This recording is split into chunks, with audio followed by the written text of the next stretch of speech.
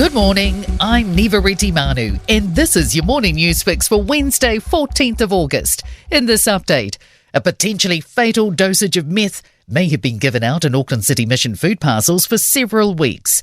The Rinda-branded pineapple lollies were donated to the mission, which gave them out in an unknown number of food parcels. A recipient told them the lollies had a funny taste, so they had them tested, which showed potentially lethal levels of methamphetamine. Drug Foundation Executive Director Sarah Helm says results show they're 100% meth. The weight of the lolly itself is 3 grams, which could indeed represent up to 300 doses, which would be fatal if somebody was to consume all of that. Police are investigating and say they may have been distributed over the last several weeks. The government is making urgent payments to survivors of Lake Ella Psychiatric Hospital with terminal illnesses. The report from the Abuse and Care Inquiry released last month said the treatment of patients at the hospital and child and adolescent unit amounted to torture. Cabinet's agreed to make rapid payments of $20,000 to survivors with a terminal diagnosis and prognosis of 6 months or less. Minister for Coordinating the Crown Response, Erica Stanford, says it's just the first step in addressing the historical abuse which took place. An important call today for the Reserve Bank, whether to drop the official cash rate. Bank economists are divided. Westpac, ANZ and Kiwibank anticipate the Reserve Bank to hold the OCR at 5.5%. BNZ is expecting it to go down, as is ASB, who predicts it will fall by 25 basis points to 5.25%. It would be the first drop since 2020.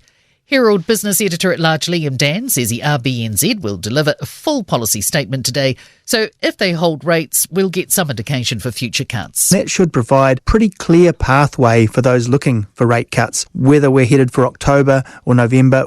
The figure's out at 2 p.m. New gene technology regulation could give some foods different looks, tastes and health benefits.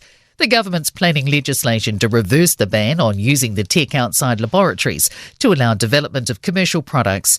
Plant and Food Research Chief Scientist Richard Newcomb says making crops more climate resilient is a key focus, but he says doing so may mean changing the size of the plants to better suit the conditions. Some of our crops like hops and tamarillos grow on very wind-sensitive structures, and so, these sort of high winds that climate change brings impacts those industries.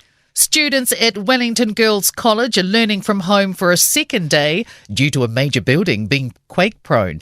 The school says the Ministry of Education did not tell them that building on its campus only meets 15% of the standard, despite knowing since 2020. Some students are going to Parliament to protest today, with weeks of disruption on the cards. And in sport, Will Jordan has been training at fullback as he prepares for what could be his first All Blacks Test start of the year against the Pumas on Saturday in Auckland. St George Illawarra 5'8" Kyle Flanagan has been hit with a 4-game NRL league ban after he was found guilty of biting Canterbury captain Stephen Crichton's nose by the judiciary. And former New Zealand Olympic Committee President Mike Stanley believes the Commonwealth Games can survive in the outposts of empire as Glasgow look poised to rescue the 2026 edition. I'm Neva Manu, and that's your latest news fix. We'll be back with the next update at midday from the Newstalk ZB newsroom.